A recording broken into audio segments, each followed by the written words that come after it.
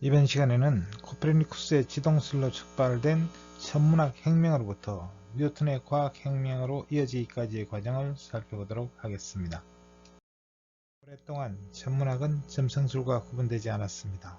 천문학이 점성술과 결별하고 과학으로서 자리매김하기까지의 과정과 천문학 혁명에서 과학혁명으로 이어지기까지의 과정을 살펴보도록 하겠습니다. 티코 브라헤는 지동설을 신봉하지는 않았지만 당시로서는 천문관 측에서 가장 뛰어난 관측자였습니다. 덴마크 벤섬에 오라니보르그를 건설하고 천문관측에 힘썼습니다. 1572년에는 초신성을 관측하여 별도 불변이 아니라는 사실을 깨달았습니다. 1577년에는 혜성을 관측하여 혜성이 달보다 멀리 있는 천체라는 사실을 밝혔습니다.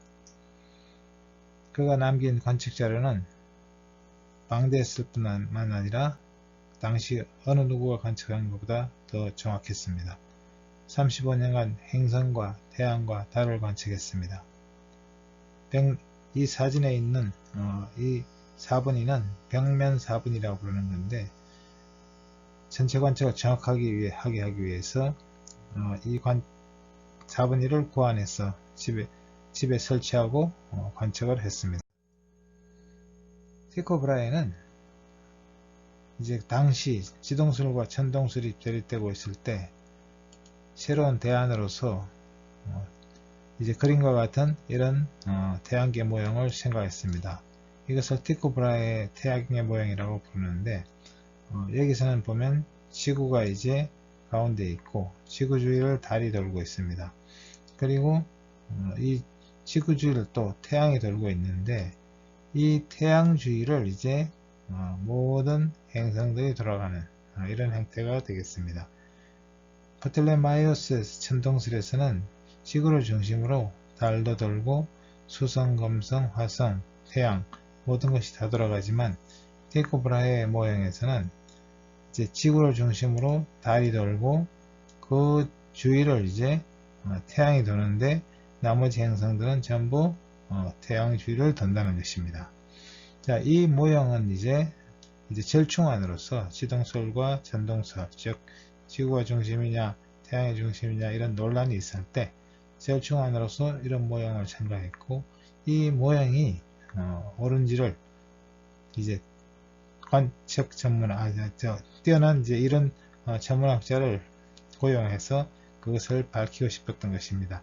그 사람이 바로 케플러였고, 이렇게 해서 1600년에 이제 케플러를 초대해서 이제 자신의 관측소에서 같이 일을 하게 되었지만, 불과 1년 만에 이제 티코 브라헤가 사망함으로써 이 만남의 시간은 짧았지만, 이것이 이제 이 티코 브라헤의 관측 자료가 케플러에게로 전해지면서 케플러가 그 자료를 가지고 이제 케플러의 법칙을 발견하게 된 계기가 되었습니다. 요하네스 케플러는 수학에 이제 특별한 재능을 가지고 있었고, 이런 재능을 활용을 해서 이제 행성의 운동 법칙을 발견했습니다. 이것은 이제 티코 브라헤가 남긴 자료를 바탕으로 해서 세 가지 법칙을 발견했습니다. 그것이 케플러의 행성의 운동에 관한 3법칙이 되겠습니다. 케플러는 이제 점성술에 좀 가까웠던 당시의 천문학을 이제 수학을 통해서 이것을 계산을 하고 전체 운동을 예측하는, 케플러는 실제로 이제 티코 브라헤의 어떤 조수로서 활동을 하면서 어떤 점성술사로 활동했다고 할 수 있겠지만, 실제로 그가 한 일은 이제 천문학적인 일을 했다고 할 수 있습니다. 그래서 케플러는 이제 점성술에서 천문학을 점성술에서 천문학이라는 학문으로 화학으로 이끌었다고 할 수 있습니다. 케플러의 3법칙을 살펴보면, 케플러는 1609년에 9년 동안 티코 브라헤가 남긴 자료를 바탕으로 연구하여 수학적 계산을 하여 신천문학이라는 책에 자신의 저서입니다. 행성운동에 관한 두 가지 법칙을 발표했습니다.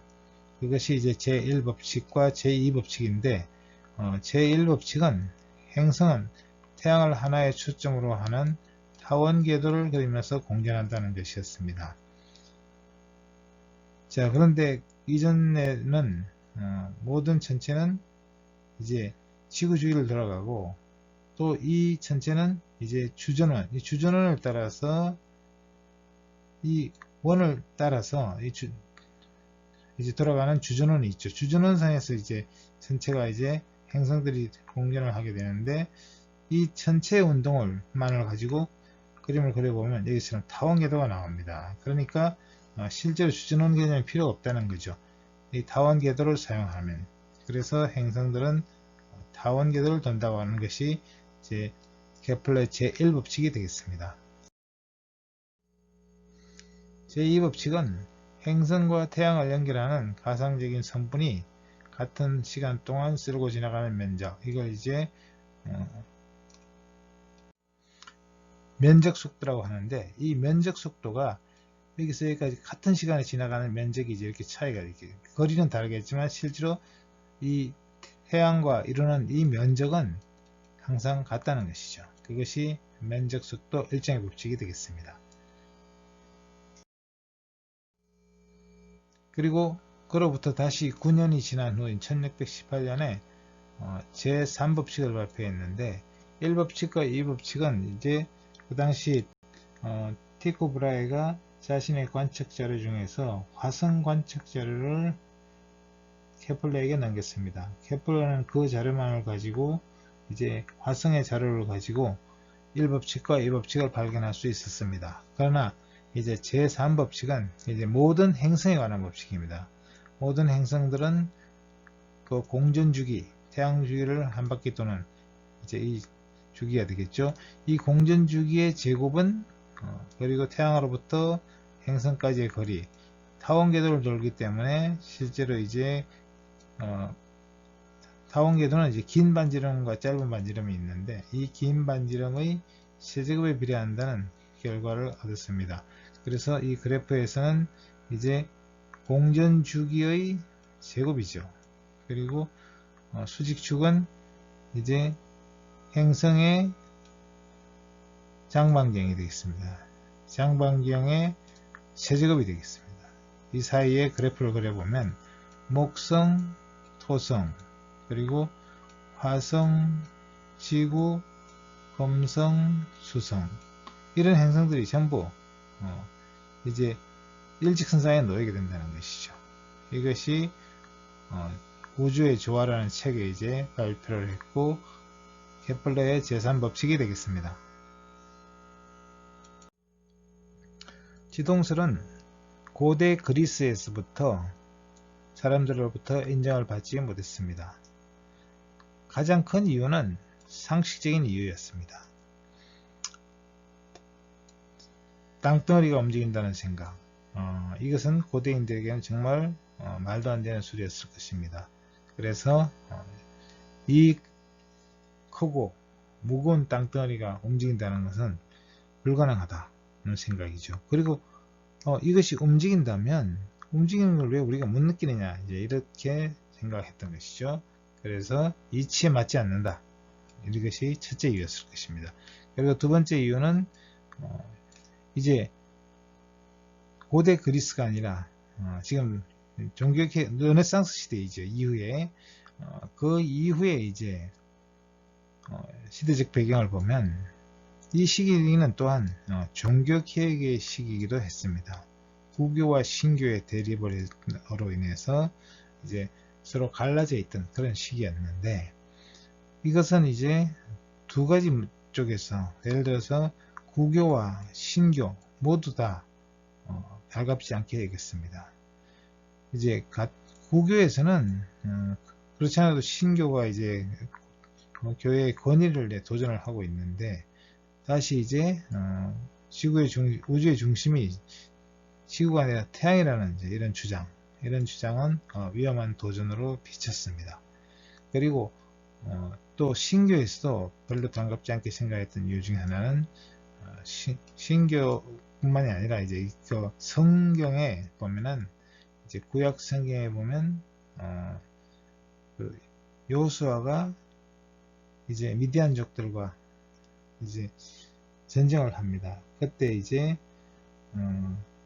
서산으로 해가 이제 기울게 되는데 그 해가 이제 조금 더 있으면 미디안족들은 완전히 이제 다 물리칠 수 있는데 해가 지고 있었기 때문에 여호수아가 이제 태양을 보고 그 자리에 멈춰라 이렇게 이제 이야기를 합니다. 그런데 이제 성경에는 그러니까 멈추라고 한 것은 태양이 지구가 아니다. 이런 이제 근거로 그러니까 성경에 맞지 않는 주장이다. 이렇게 해서 배척을 했습니다. 그리고 세 번째는 철학적인 이유가 되겠습니다. 만물에 이제 어떤 질서의 결함이 있다는 걸로 비친 거죠. 지구가 중심이었는데 그것을 이제 태양이 중심이라고 하니까 뭔가 교회에서 가르치는 이제 교리와 좀 문제가 있다는 것이죠. 그리고 당시의 학문의 꽃은 신학이었는데 신학적으로는 이제 그렇게 가르쳤는데 과학이 이상한 이야기를 한다는 것이죠. 그리고 그 당시는 과학은 신앙학문으로서 인정을 받지 못하고 있었던 때이기도 합니다. 그리고 또 한 가지 문제는 이제 태양을 중심으로 돌아간다는 것은 많은 이제 민족들이 이집트를 대표적으로 볼 수 있고요. 뭐 잉카도 그렇습니다만 태양을 숭배하는 그런 종교들이에요. 그런데 이 태양 중심이라는 것이 태양을 숭배하는 어떤 이교적인 행위로 비치는 것도 있었습니다. 그리고 과학적인 이유에서도 지동설은 배척을 받았는데 그 이유는 이제 시차가 발견되지 않았기 때문이죠. 예를 들어서 지구가 태양 주위를 돈다면 이제 여름철에 관측했을 때의 별과 겨울철에 관측했을 때의 별이 배경별에 대해서 위치가 바뀌는 그런 현상이 벌어져야 되는데 이런 현상이 발견되지 않는다는 것이었습니다. 그 이유는 별이 이제 너무 멀리 있기 때문에 사실은 그 당시의 관측 기술로는 그 시차를 발견할 수가 없었던 것입니다. 그런데 어쨌든 이런 증거가 가장 결정적인 증거라고 할 수 있는 이 시차가 발견되지 않았다는 것이 중요하고요. 그 다음에 또 하나는 이제 지구가 태양 주위를 돌려면 엄청난 회전 속도를 가져야 되고 회전을 할 경우에는 우리는 이제 원심력이라는 힘을 받습니다. 바깥으로 쏠리는 힘이죠. 그리고 이런 것들이 이제 일단 관측이 되지 않는다는 것하고 그 다음에 이것이 태양 주위를 돌려면 이제 여기 또 엄청난 힘이 필요한데 이 힘의 정체가 뭐냐 이것들이 이제 다 불분명하다는 것이었습니다. 그래서 실제로 이제 그 당시에 많은 과학자들이 지동설을 이제 인정하지 않으려고 했다는 것입니다. 다음은 뉴턴의 과학혁명에 대해서 알아보겠습니다. 뉴턴은 행성의 운동을 설명하기 위해서 중력이라는 힘을 발견하였고 또 자연계에서 일어나는 모든 물체의 운동을 설명하는 운동법칙을 찾아냈습니다. 이 부분에 대해서 알아보도록 하겠습니다. 뉴턴의 가장 큰 업적 중에 하나는 중력을 발견한 것입니다. 뉴턴은 지구상에서 물체가 땅으로 떨어지는 것은 이 물체와 지구 사이에 힘이 작용하기 때문이라고 생각했습니다. 그 힘을 이제 중력이라고 부르는데 이 중력이라는 힘이 지구에서만 작용하는 것이 아니라 이제 달에서도 작용하고 또 지구와 달 사이에도 작용한다는 것입니다. 그래서 이 중력을 이용해서 전체 운동을 설명하게 됩니다. 뉴턴의 또 다른 중요한 업적은 운동법칙을 발견한 것입니다. 뉴턴은 지구상에서 일어나는 모든 물체의 운동을 설명할 수 있는 세 가지 법칙을 발견했는데 그것이 뉴턴의 운동 3법칙이 되겠습니다. 뉴턴의 운동 제1법칙, 관성의 법칙에 대해서 알아보겠습니다. 관성의 법칙은 물체에 R자 힘이 작용하지 않으면 물체는 정지해 있거나 등속 직선 운동을 한다. 이렇게 말할 수 있습니다. 자, 이 말의 의미는 물체에 여러가지 힘이 작용한다 하더라도 그 힘의 총합이 0이 된다면, R자 힘이 없다면 속도는 변하지 않는다는 것입니다. 자, 이 개념은 아리스토텔레스의 개념에 정면으로 예배됩니다. 물체가 운동을 계속하기 위해서는 아리스토텔레스는 힘이 작용해야 된다고 했는데, 뉴턴은 반대로 물체가 운동을 계속하는 데는 힘이 필요하지 않다. 오히려 운동 속도를 바꾸는 데 힘이 필요하다는 것이죠. 자, 그럼 이런 생각은 굉장히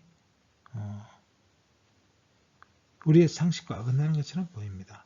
물체가 운동을 계속하는 데는 분명히 힘이 작용해야 되지만 계속 운동한다. 실제로 우리가 물체를 밀 때 계속 밀어줘야만 물체는 정지하지 않고 계속 움직이게 됩니다. 그런데 뉴턴은 그것을 오히려 물체에 힘이 작용하기 때문에 물체의 속도가 떨어진다고 본 것입니다. 그 힘은 바로 물체의 운동을 방해하는 저항력, 마찰력이라는 힘이 물체의 운동을 계속 방해하기 때문에 멈춘다는 것이죠.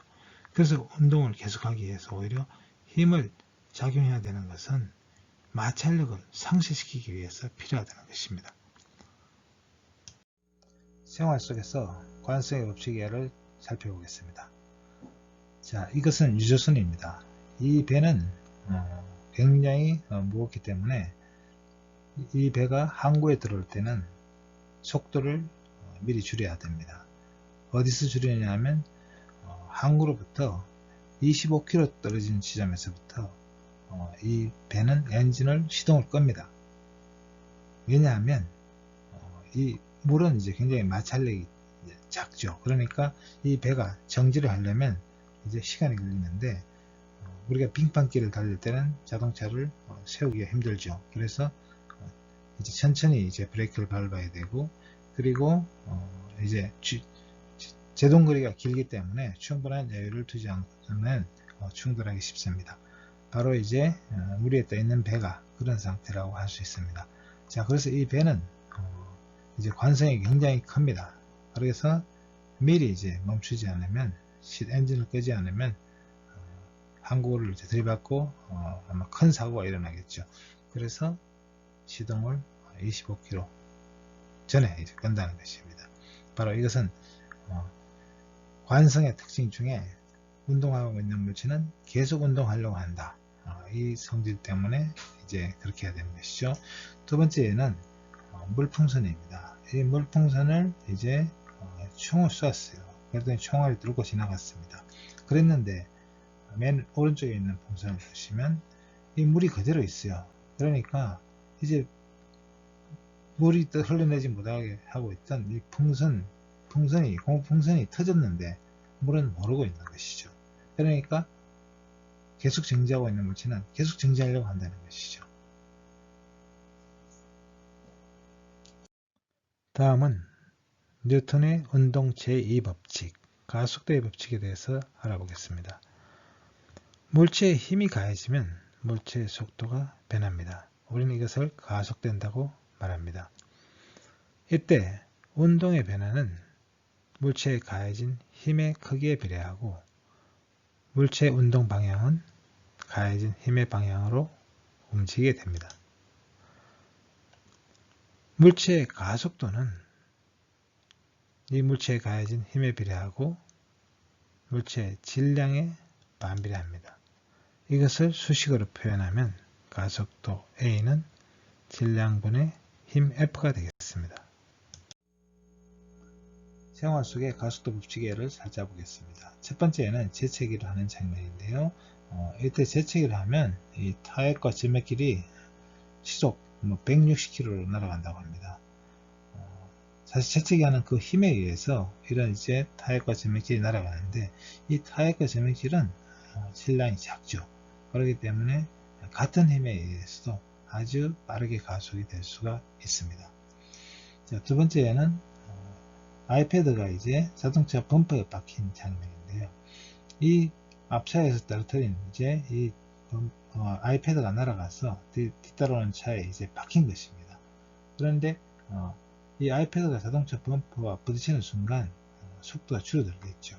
그래서 가속이 이제 되는 겁니다. 사실 정확하게 말하면 감속이 되는 거겠지만 그 힘에 의해서 이 아이패드가 이제 범퍼에 박힌 것이죠.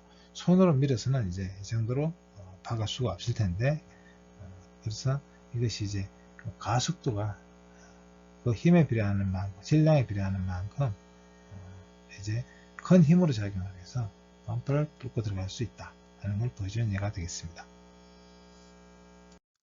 작용 반작용의 법칙은 뉴턴의 운동 제3법칙이라고도 불리는데요. 모든 작용에는 항상 크기가 같고 방향이 반대인 반작용이 있다는 것입니다. 다른 말로 표현하면 한 물체가 다른 물체에 힘을 작용하면 힘을 받은 물체는 힘을 미친 물체에게 크기가 같고 방향이 반대인 힘을 작용한다는 것입니다. 자, 여기 상공에 이제 비행체가 떠 있을 때 이 비행체는 지구로부터 중력이 작용합니다. 이것이 작용이라고 한다면 이 지구도 비행체로부터 잡아당기는 힘을 받습니다. 이것이 반작용이 되겠습니다. 자, 어떤 사람이 냉장고를 밀 때 이 미는 힘이 작용이라고 한다면 이 사람은 냉장고로부터 힘을 받습니다. 이 힘이 바로 반작용이 되겠습니다. 항상 이 작용과 반작용은 크기가 같고 방향이 반대이며 작용하는 대상이 다릅니다. 자, 작용과 반작용은 항상 크기가 같고 방향이 반대이기 때문에 다른 말로 주는 만큼 돌려받는다 이렇게 말할 수 있습니다. 자, 이 선수가 샌드백을 쳤을 때 이 선수가 샌드백을 친 힘만큼 샌드백도 그 힘을 돌려줍니다. 자, 어떤 종이를 공중에 띄워놓고 주먹으로 쳤을 때 이 종이를 찢을 수 있느냐? 이것은 이 사람이 힘이 얼마나 센가와 상관이 없습니다. 이 종이가 이 사람에게 얼마만한 힘을 반작용으로 작용할 수 있느냐에 따라 결정이 되는 겁니다. 그렇기 때문에 이 종이는 찢어지지 않습니다.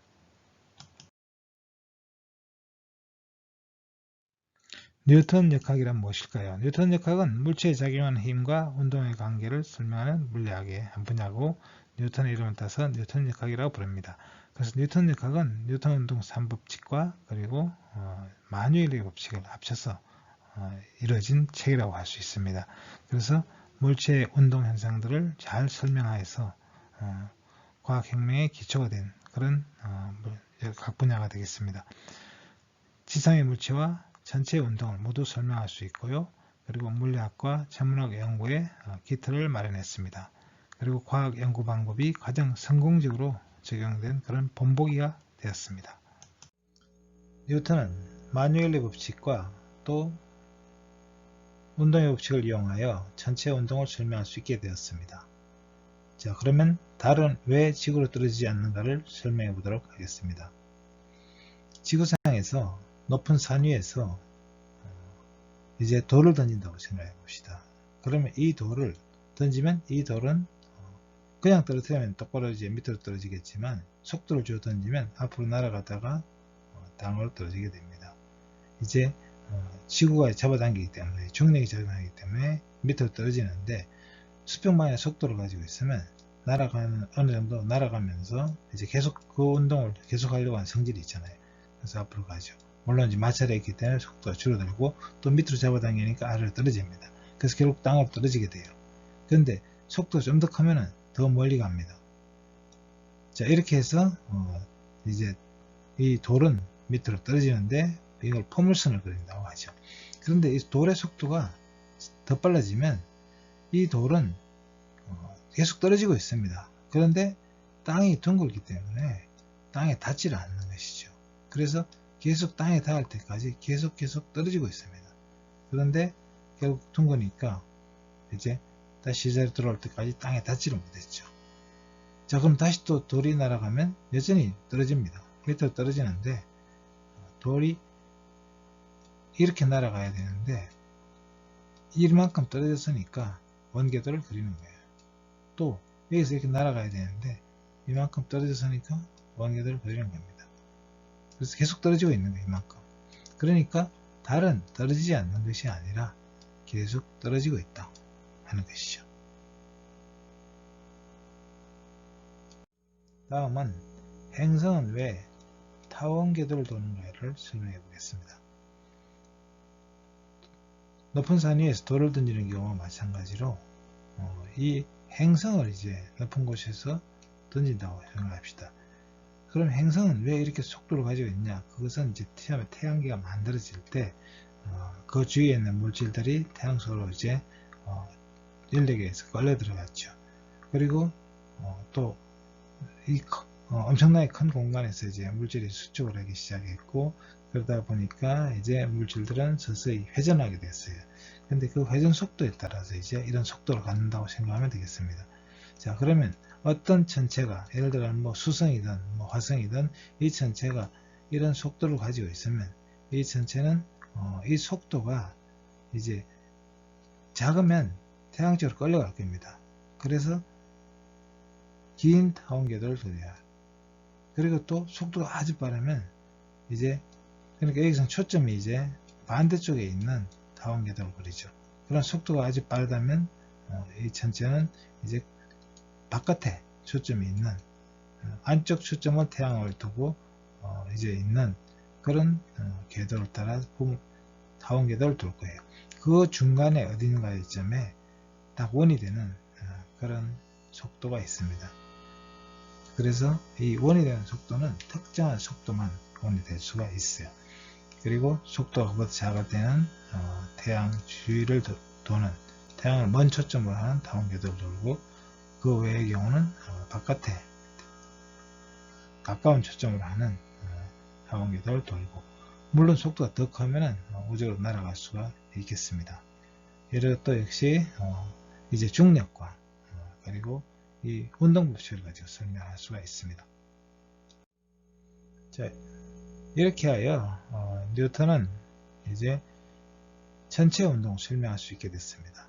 그런데 그 당시 이제 혜성이 천체냐 아니냐 논란이 많았는데 티코 브라헤가 혜성이 천체라는 걸 밝혔습니다. 삼각측량법으로 달보다 멀리 있다. 그러니까 달보다 높은 데 있으면 그것이 이제 천체가 하늘이 되는 거죠. 그런데 이 혜성은 그렇지만 그 정체를 알지 못했어요. 그런데 이 혜성도 이제 태양계의 행성과 같은 하나의 존재가 아닐까, 일원이 아닐까, 이런 생각을 이제 헨리가 했다는 것이죠. 그래서 헨리는 자료를 조사했더니 1682년에 나타난 혜성이 1531년이나 1607년에 나타난 혜성하고 같은 혜성일 거라는 생각을 하죠. 그리고 여기 주기를 이제 구해서 이 혜성이 언제 돌아올 거다 하는 것을 예측을 했습니다. 이제 이 뉴턴 역학에 따라 이제 계산한 것이죠. 그랬더니 이제 실제로 이 혜성이 1758년에 돌아왔습니다. 그럼으로써 뉴턴 역학이 얼마나 위대한가 하는 것을 사람들에게 깨닫게 하는 그런 사건이 되었습니다. 뉴턴 역학은 또한 새로운 행성을 발견하는 데도 활용이 됐습니다. 1781년에 이제 영국의 허셀이라는 천문학자가 새로운 행성을 발견했습니다. 천왕성인데요. 근데 이 천왕성의 운동이 좀 불규칙했어요. 그래서 그 원인이 뭔가를 찾다 보니 이 천왕성 주위에 다른 행성이 있다는 것이죠. 그래서 그 행성을 이제 바깥궤도에 있다고 본 거죠. 그리고 이 행성에 의한 이제 요동, 습동을 이제 계산해서 그 위치가 어디쯤이다 하는 것을 이제 아담스라는 사람이 영국에서 처음에 예측을 했습니다. 그런데 이 아담스 예측에 따라 찾아주는 사람이 없었어요. 천문학자가. 그런데 그 이듬해에 이제 르베리에와 갈레가 르베리에가 다시 이제 예측을 했습니다. 이건 아담스와 상관없이 예측을 했던 것이고요. 그리고 그 이제 그 행성을 이제 갈레가 발견을 했죠. 그것이 바로 이제 해왕성인데, 이 해왕성의 존재를 이제 예측하는데 아담스나 이제 르베리에가 뉴턴 법역학을 사용을 해서 그 위치를 계산했습니다. 그래서 새로운 행성을 발견되는데 활용이 됐던 것이죠. 그리고 1930년에는 다시 이제 여전히 이제 이 천왕성의 운동이 불규칙하고 해왕성도 이제 그런 영향이 있던 이제 그런 증양들이 발견됐습니다. 그래서 이 해왕성 궤도 바깥에 또 다른 천체가 있을 것이다 하는 생각을 하고 그 천체를 찾으려고 노력을 해왔는데 1930년에 미국의 천문학자인 톰보가 그 행성을 발견했습니다. 이것이 망원성입니다. 이렇게 해서 뉴턴의 이제 운동법칙, 뉴턴의 역학이라는 것이 새로운 행성을 발견하는 데까지 활용될 수 있게 되었습니다. 뉴턴 역학은 이제 천체를 예측하고 또 해성을 해석하고 이런 데만 그치는 것이 아니라 이제 이 뉴턴 역학 자체가 하나의 자연관으로 인정을 받게 됩니다. 이것은 이제 자연이 우주가 하나의 거대한 그리고 정교한 시계처럼 정확하게 작동한다는 것이죠. 그래서 이 뉴턴 역학은 이 18세기의 과학계뿐만 아니라 사상계에도 영향을 줘서 합리주의 정신이 싹트게 되었습니다. 하지만 이 뉴턴 역학도 한계가 있다는 것이 발견되었습니다.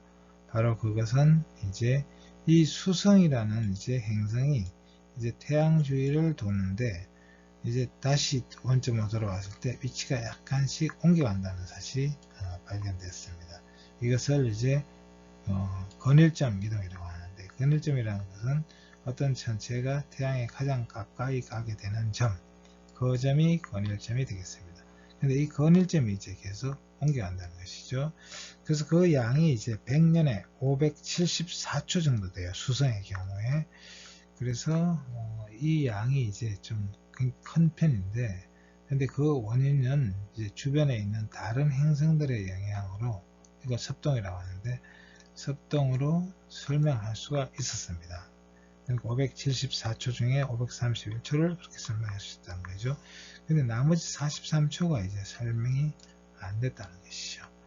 그래서 이것을 설명할 수 있는 방법을 찾았는데, 이제 르베리에가 이제 해왕성을 예측할 때 써둔 그 방법대로 이제 이 태양 가까이에 또 다른 천체가 하나 더 있다, 이런 가정을 했습니다. 그걸 이제 그 천체를 발칸이라고 이렇게 붙였는데, 근데 이 천체가 발견되지를 않았어요. 그러니까 이 가설은 맞는다 하더라도 값 자체는, 그러나 발칸의 존재가 발견되지 않았기 때문에 인정받을 수가 없었죠.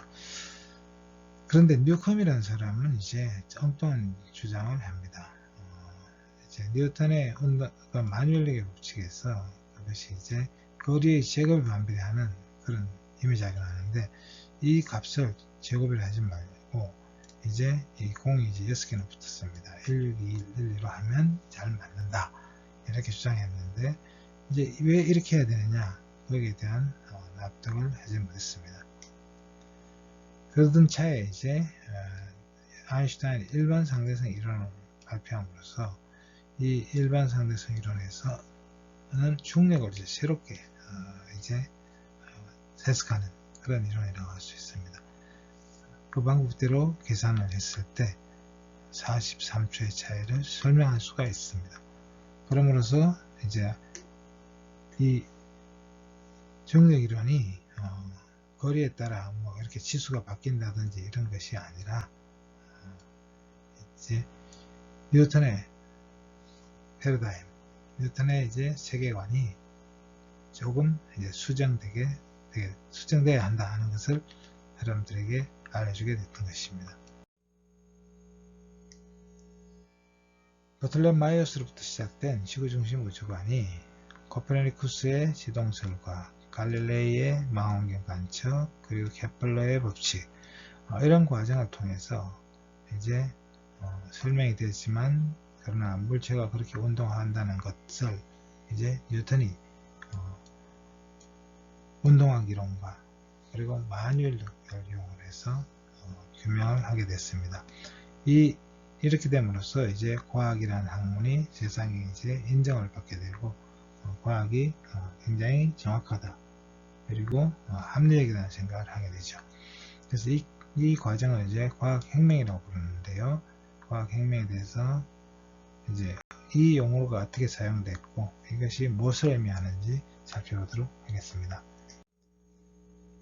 자, 과학혁명이라는 용어를 이제 사용한 사람은 토마스 쿤입니다. 과학혁명의 구조라는 책을 이제 썼던 사람인데요.